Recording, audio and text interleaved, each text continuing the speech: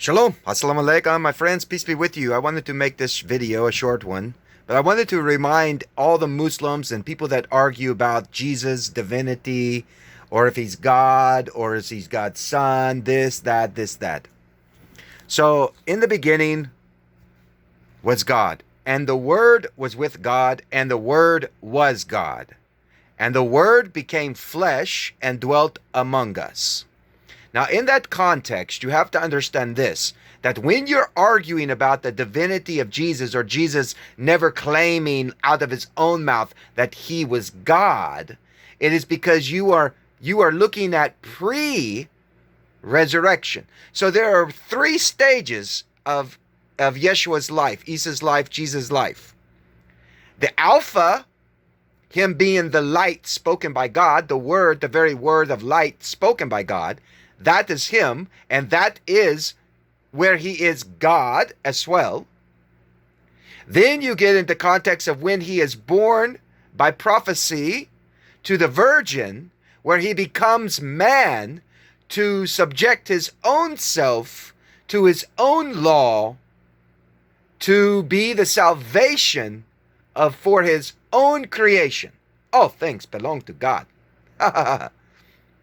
Now, that's the second. The third attribute, during that second attribute, he himself did not claim to be God. Through his works and deeds, he reveals himself to be God. That is why he was crucified, because those at the time that saw his works and his deeds would say to him,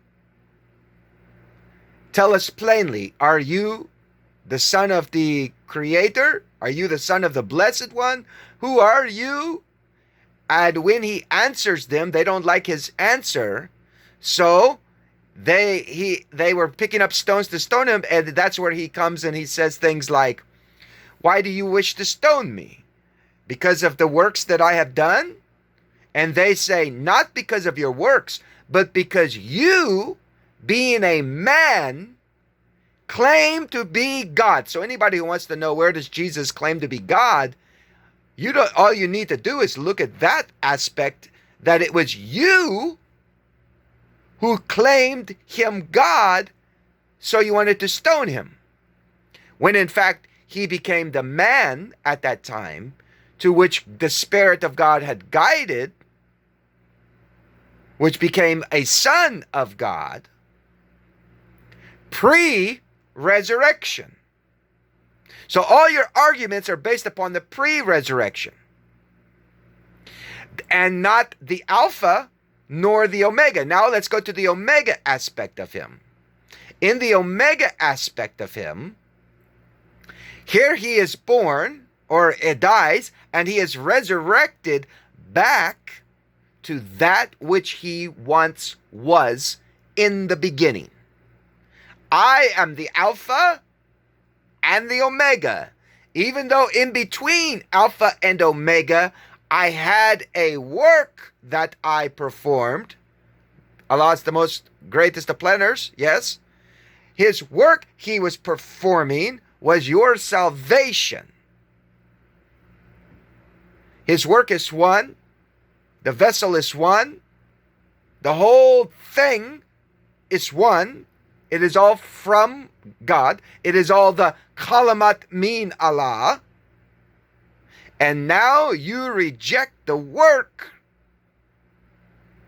and argue about the work, and you fail to see the Alpha and the Omega.